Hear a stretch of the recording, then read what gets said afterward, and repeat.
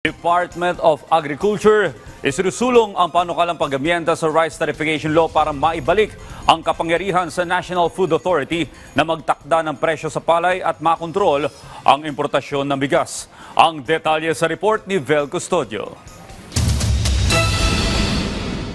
Patuloy na isinusulong ng Department of Agriculture at National Food Authority ang pagtatakda ng floor price para sa mga bibilhing palay sa mga magsasaka.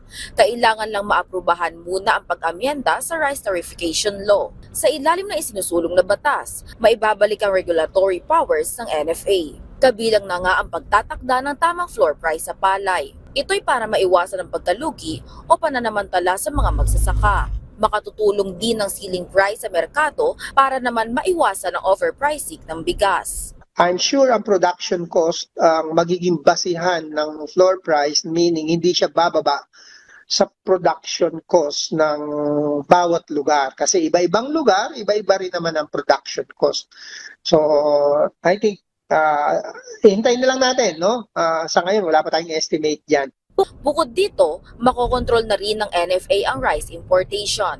Dito, bibigyan ng proteksyon ng mga magsasaka tuwing harvest season. Samantala, tiniyak naman ng NFA na sapat at sobra pa ang rice buffer stock na kayang tumagal ng halos 2 linggo. Sa kabila nito, patuloy pa rin ang pagbili ng NFA ng palay sa mga magsasaka. Sa totoo lang, over na kami sa target namin for this season.